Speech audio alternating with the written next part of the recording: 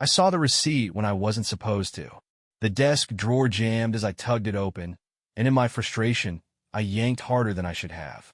The paper spilled everywhere, cascading onto the floor in an avalanche of forgotten bills and half-written notes. That's when I noticed it.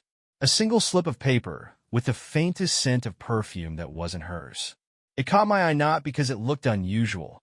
Receipts weren't uncommon in our shared office space. What made me pause was the name of the restaurant at the top, La Petite Lumière.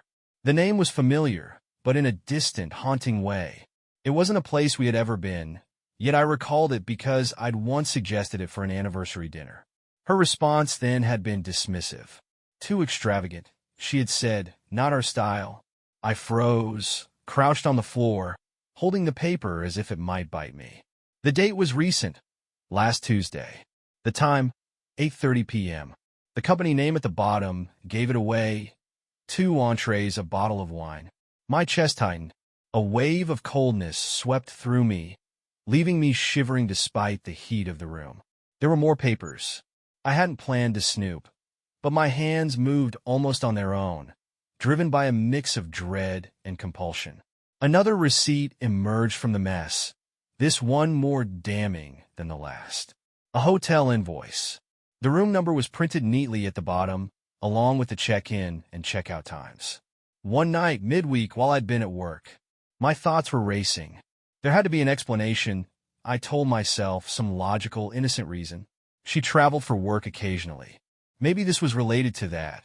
But the nagging voice in the back of my mind whispered otherwise. The faint scent of the paper, the perfume, seemed to mock me, telling me a truth I wasn't ready to face. I sat back against the desk. The documents spread around me, like pieces of a puzzle I didn't want to solve. My mind flitted through memories, searching for signs I might have missed. The late nights she claimed were work emergencies, the sudden silences when her phone buzzed, the growing distance between us. I had ignored it all, chalking it up to the natural ebb and flow of a long-term relationship. But now, with these slips of paper in my hands, those small inconsistencies felt like glaring red flags. My phone buzzed on the desk, jolting me out of my spiral. It was her, a short message, casual in tone, telling me she'd be home late. My stomach churned. I stared at the words on the screen, then at the receipts in my hand, and felt the world tilt under my feet. The desk drawer was still open, its contents spilled across the floor as I stood up and moved mechanically to the kitchen.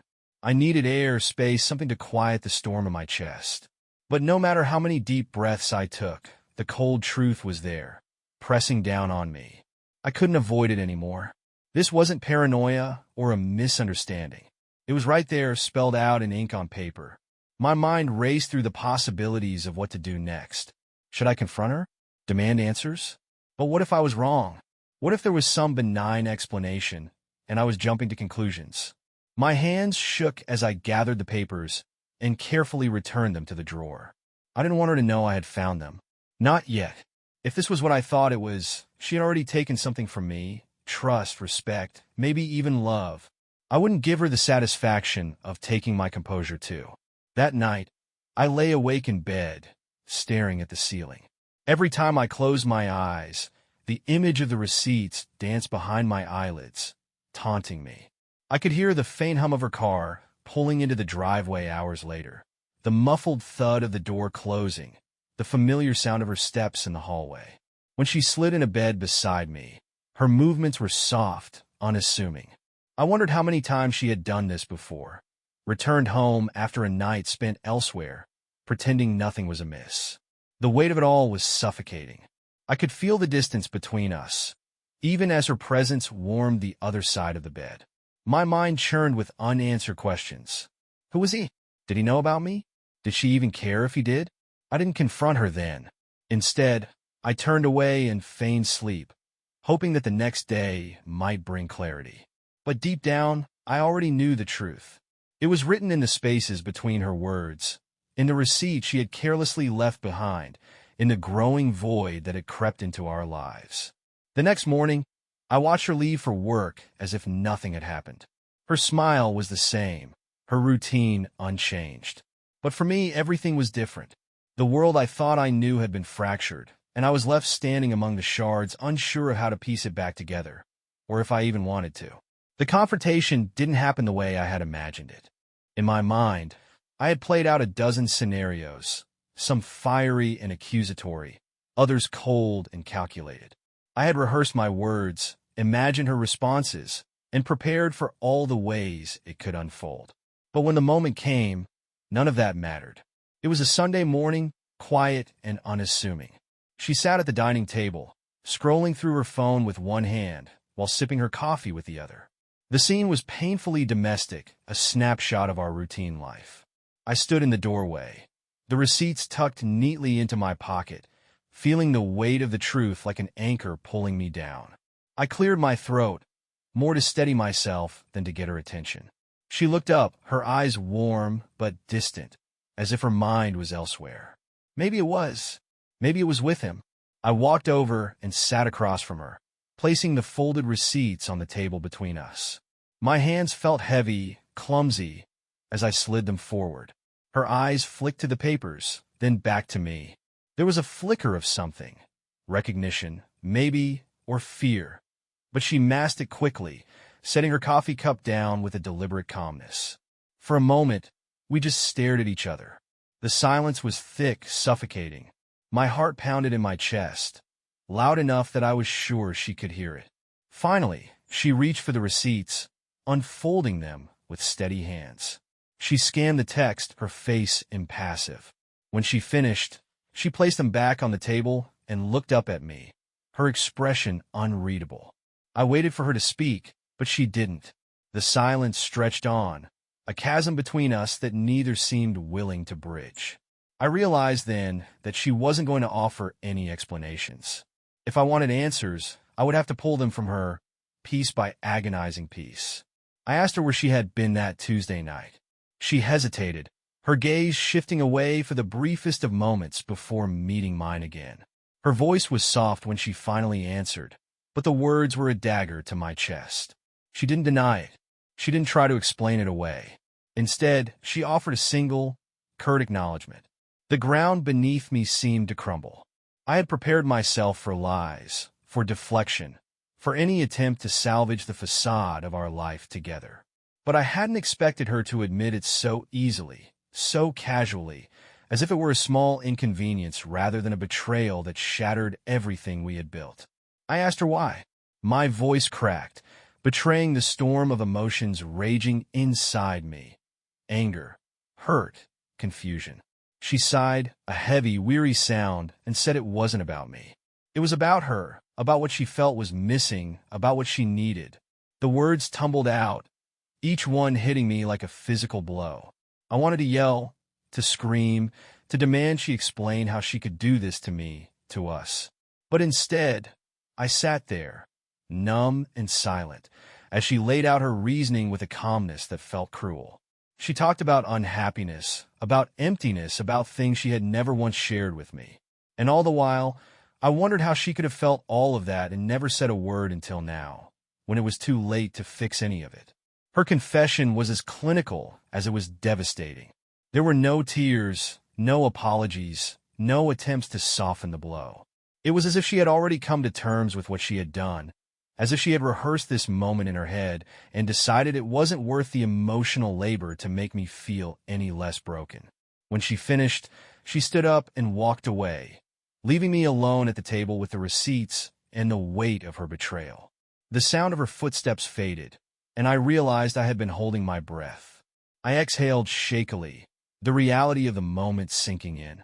She didn't look back as she disappeared down the hall. I sat there for what felt like hours, staring at the empty space where she had been, trying to make sense of what had just happened. But no matter how hard I tried, I couldn't. There was no sense to be made, no logic that could explain how the person I loved most could become a stranger in an instant. The receipts were still on the table, a stark reminder of the truth I couldn't escape. I reached for them, my hands trembling, and folded them back up. They were just pieces of paper, but they held the power to unravel an entire life. I didn't know what to do next. The confrontation was over, but the battle was just beginning. The hours after the confrontation dragged on like a slow, aching wound.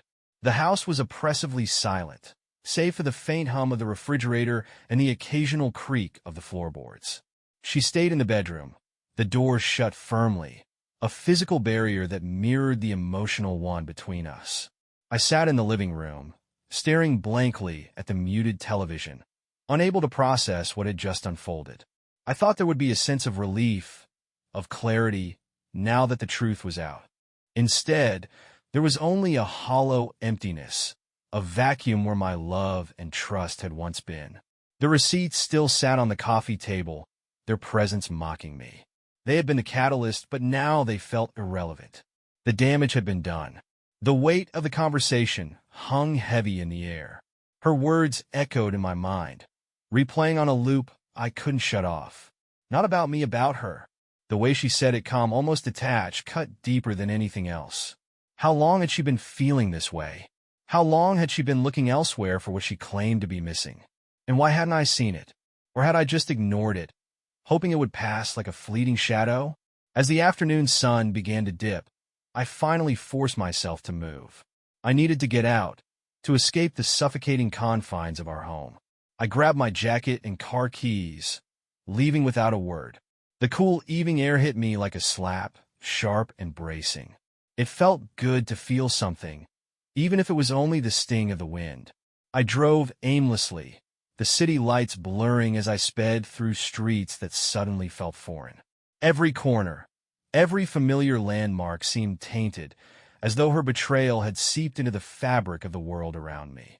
I turned the radio on, then off again when the cheerful voices of the hosts grated against my nerves. I wanted silence, but even that wasn't enough to drown out my thoughts. I ended up at the park where we used to go in the early days of our relationship. It was quiet now, almost deserted, save for a few joggers and a couple walking their dog. I parked the car and got out, the crunch of gravel beneath my feet grounding me as I wandered toward the bench where we had once sat, laughing and dreaming about a future that now felt like a cruel joke. Sitting there, I let the memories wash over me. The way her eyes used to light up when she laughed. The warmth of her hand in mine. The promises we had made to each other, spoken and unspoken. It all felt so far away, like another lifetime. How had we gotten here? When had the cracks begun to form? And why hadn't I noticed until it was too late? I pulled out my phone and stared at her number, my thumb hovering over the call button. What would I even say? Part of me wanted to demand more answers, to drag the truth out of her piece by piece until I could understand. But another part of me was too exhausted, too broken to fight anymore. I slipped the phone back into my pocket, letting out a shaky breath. The stars were beginning to peek through the twilight, their faint light offering little comfort. I wondered if she was thinking about me, about us, or if her mind was already elsewhere with him. The thought made my chest ache, a dull, persistent pain that refused to subside. When I finally returned home, the house was dark. Her car was still in the driveway, but the lights in the bedroom were off. I crept inside, my steps slow and deliberate, as if I were an intruder in my own life. The quiet felt different now, heavier, almost hostile. I didn't bother turning on the lights as I made my way to the couch and lay down, pulling a thin blanket over me. Sleep didn't come easily. Every time I closed my eyes, I saw her face, heard her voice, felt the weight of her absence, even though she was just a room away. I wanted to hate her, to let anger consume the pain, but I couldn't. Not yet. All I felt was loss, of trust, of love, of the life we had built together. As the hours crept by, I thought about what came next. The confrontation was over, but the fallout was only beginning. Could we rebuild? Did I even want to? Or was this the beginning of the end, the unraveling of a life I had thought was unshakable? I didn't know. All I knew was that the foundation of my world had cracked, and I was standing on unsteady ground, unsure of where to step next. The next morning came too quickly, dragging me into its sharp light before I felt ready to face the day.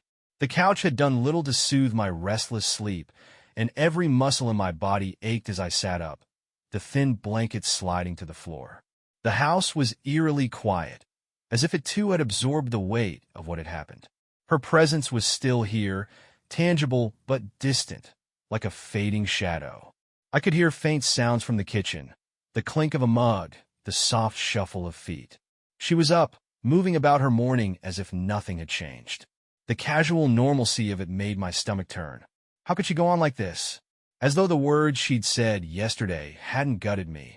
As though the life we'd built together wasn't crumbling beneath our feet. I stayed seated on the couch for a while, staring at the blank TV screen, unsure if I wanted to see her yet. But avoiding her wouldn't solve anything. The confrontation had left so many loose ends, so many questions unanswered. If there was any hope of making sense of this, of deciding what to do next, I would have to face her again. When I finally stood, the heaviness in my chest seemed to anchor me to the ground with every step toward the kitchen. She was standing by the counter, her back to me, pouring coffee into a mug. The smell of it filled the air, rich and familiar, but it brought no comfort. She glanced over her shoulder as I entered, her face unreadable. I took a seat at the table, my movements deliberate, careful.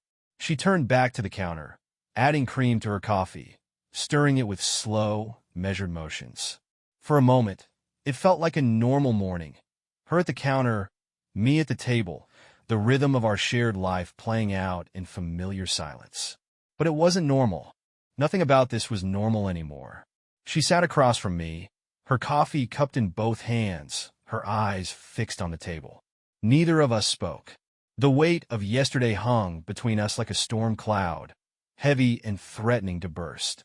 I thought about breaking the silence, about asking her the questions that had kept me awake all night.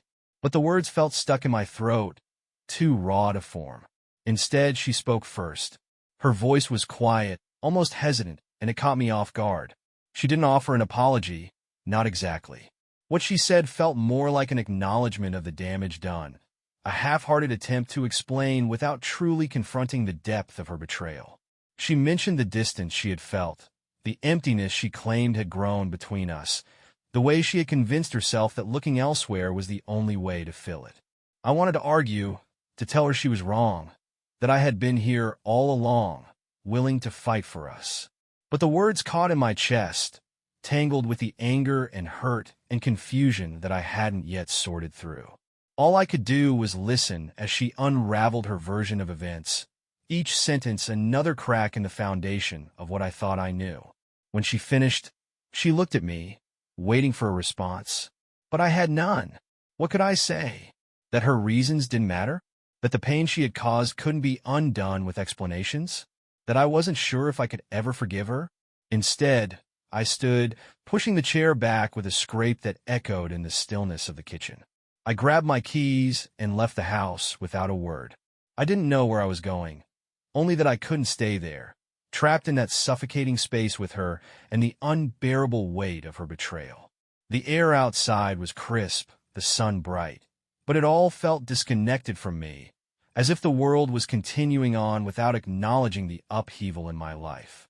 I ended up at a small cafe on the other side of town, a place I hadn't been to in years. It was quiet, almost empty, and I found a table in the corner where I could sit unnoticed. I ordered coffee, though I didn't really want it, and stared out the window at the people passing by. They moved with purpose, their lives seemingly intact, unshaken. I envied them. My thoughts wandered back to her, to the way she had looked at me across the table. There was something in her eyes, regret, maybe, or guilt, but it didn't matter. Whatever she felt now couldn't erase what she had done, the choices she had made that had brought us to this breaking point. As I sat there, the enormity of what lay ahead began to sink in. The confrontation was only the beginning. There would be decisions to make, hard ones about whether to stay or to leave, to fight for what we had or to let it all go. The thought of walking away terrified me, but so did the idea of staying, of trying to rebuild something that might never be whole again. I stayed at the cafe for hours, lost in thought, until the sun began to dip toward the horizon. When I finally returned home, the house was dark, the only light coming from the faint glow of the television in the living room. She was there, curled up on the couch, her face illuminated by the flickering screen. She didn't look at me as I walked past, and I didn't stop to say anything. I went to bed that night feeling more lost than ever. The The space beside me was empty, but her presence lingered in the house, a constant reminder of what had been broken. I lay awake for hours, staring at the ceiling, knowing that the hardest part was still to come. The days that followed were a haze, each one bleeding into the next as I stumbled through the wreckage of what used to be my life.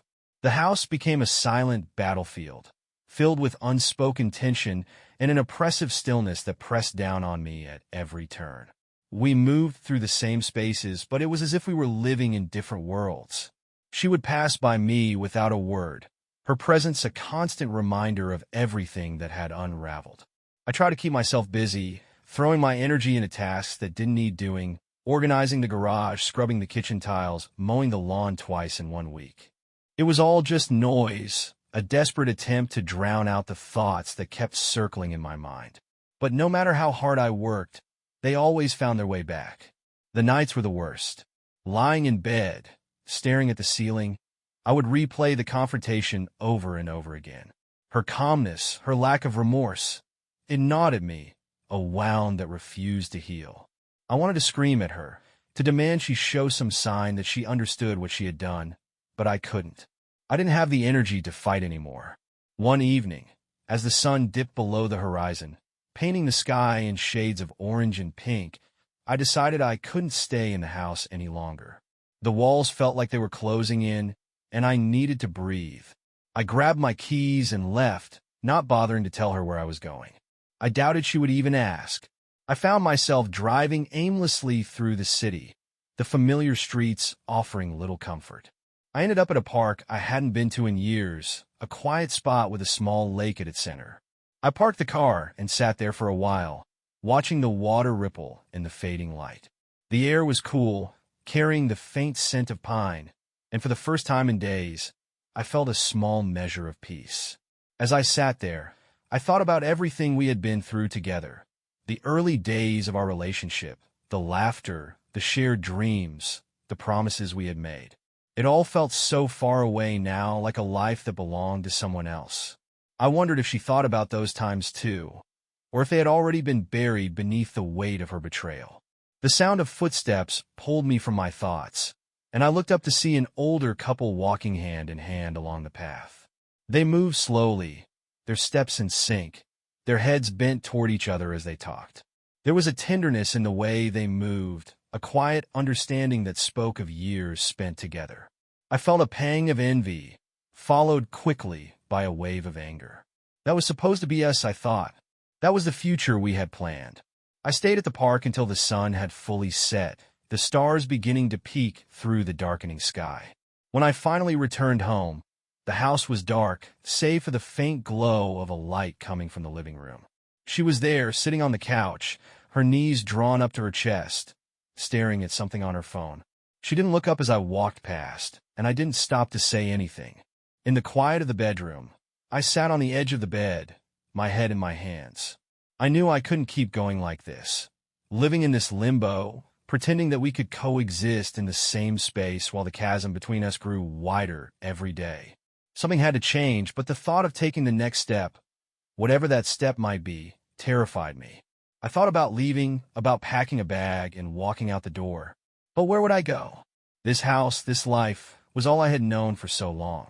The idea of starting over felt overwhelming, like trying to rebuild a house with shattered pieces of glass. But staying felt just as impossible. How could I rebuild trust when every glance, every word, was a reminder of her betrayal? The following morning, as I sat at the kitchen table nursing a cup of coffee, I realized that I couldn't avoid the inevitable forever. Whether it was leaving, confronting her again, or seeking some kind of resolution, I had to do something. I couldn't keep living in this limbo, letting the weight of the past crush me. She entered the kitchen, her movements careful, her eyes avoiding mine. For a moment, I thought she might say something, but she only poured herself a cup of coffee and left without a word. The silence she left behind was deafening. As the day stretched on, I began to form a plan, though it felt tenuous and fragile, like a thread I wasn't sure I could hold on to. I needed clarity, needed to understand whether there was anything left to salvage or if it was time to walk away for good. The answers wouldn't come easily, but I knew I couldn't keep running from them. That night, as I lay in bed, staring once again at the darkened ceiling, I made a decision. Tomorrow, I would confront her one last time. Not for explanations or apologies, but for the truth. For the clarity I needed to take the next step, whatever that might be.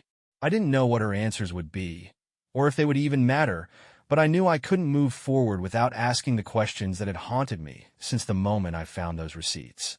It wasn't much, but it was a start. And for the first time in what felt like forever, I felt a small flicker of hope. Not for us, not for what we had lost, but for me. For the possibility of finding myself again, no matter what came next. The next morning felt heavy with anticipation. The decision I'd made the night before weighed on me, sharpening the edges of every moment. I moved through my morning routine on autopilot, the coffee bitter, the sunlight through the kitchen window too bright. She was still in the bedroom when I left the house, her absence both a relief and a reminder of what was to come. I spent most of the day at the library, a place I hadn't visited in years. The quiet, the smell of books, the rhythmic clicking of keyboards. It offered a strange kind of solace. I sat in a corner, my thoughts churning, trying to piece together what I would say to her. How do you find the right words for a conversation that might end everything? I didn't know, but I knew I had to try. When I returned home that evening, the house was quiet, but this time the silence felt different. There was an air of unease, a tension that prickled at the back of my neck. Her car was in the driveway, the lights in the living room casting a faint glow onto the porch. I stood there for a moment, keys in hand, steadying myself. Whatever happened next, I would face it head on. I stepped inside, the door clicking shut behind me. She was sitting on the couch, a book in her lap, though she wasn't reading it. Her gaze was distant, her posture stiff. She looked up when she heard me, her expression unreadable. For a moment, neither of us spoke, the weight of the unspoken filling the space between us.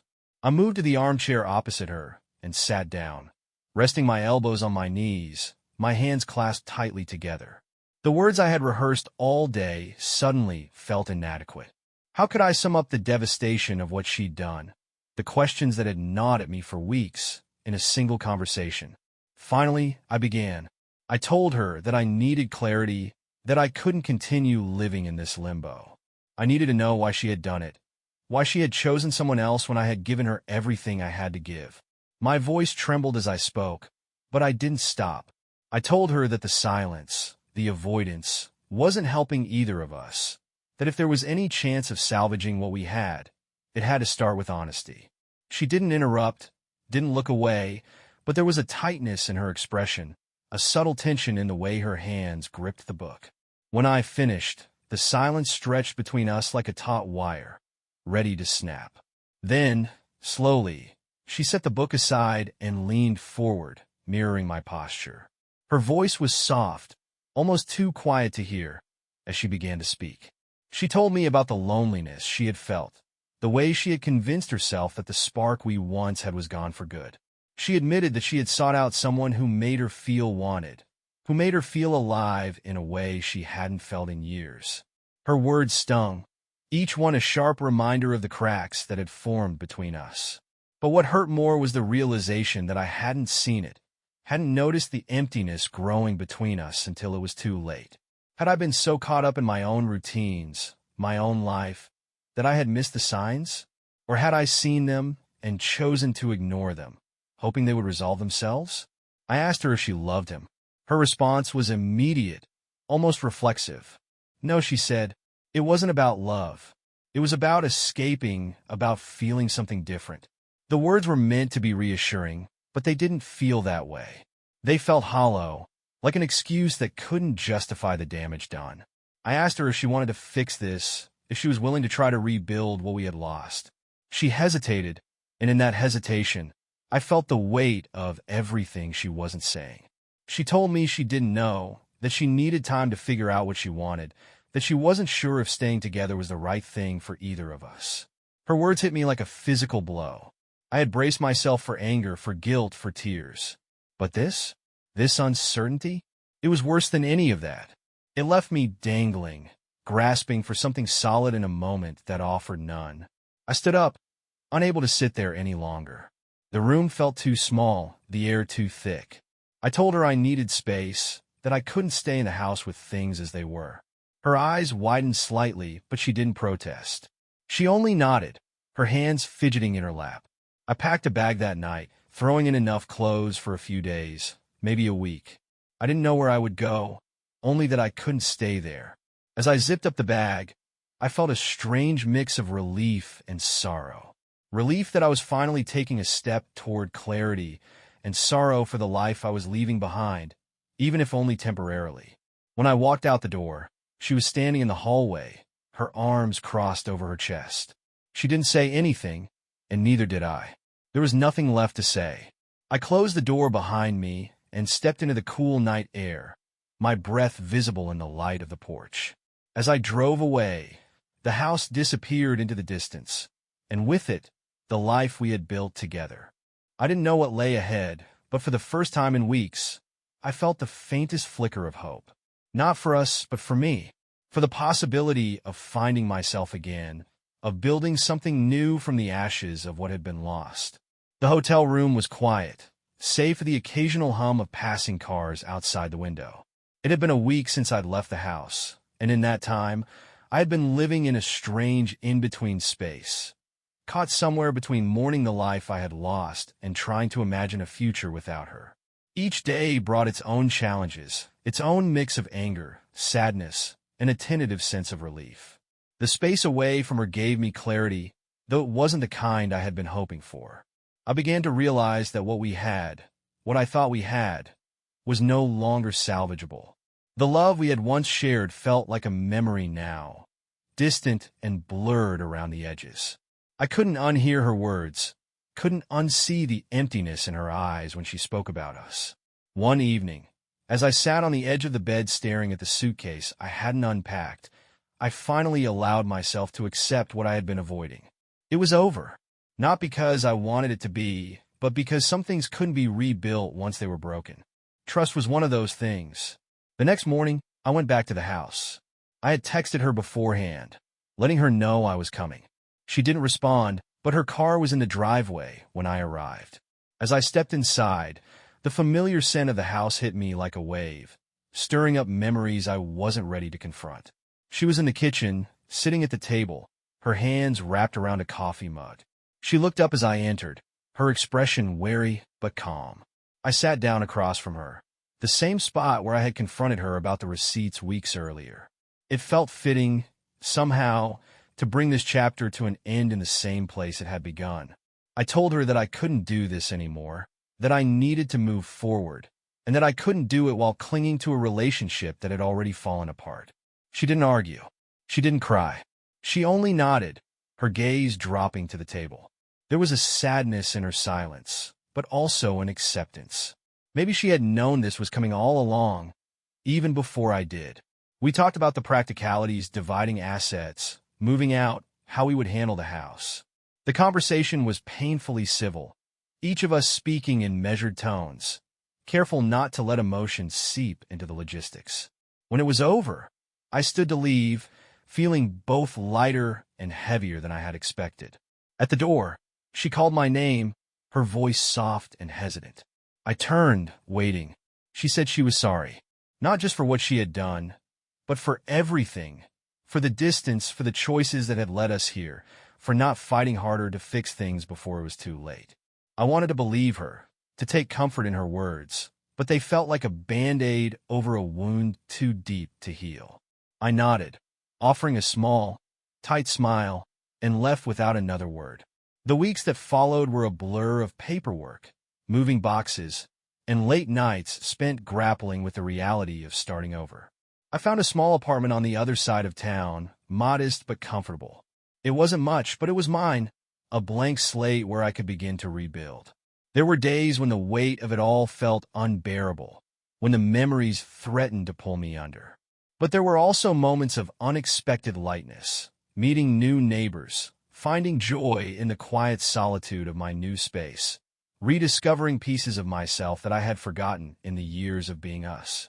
One evening, as I unpacked the last of the boxes, I came across an old photo album. Flipping through its pages, I saw the story of our life together. The smiles, the milestones, the moments of happiness that had once defined us. I didn't cry, though the ache in my chest was undeniable. Instead, I closed the album and placed it on a shelf, letting it rest as a part of my past rather than my future. In time, I found myself again. Slowly, piece by piece, I began to rebuild a life that was mine and mine alone. I started painting, something I hadn't done since college. I joined a local hiking group and made new friends who didn't know me as part of a couple, but simply as me.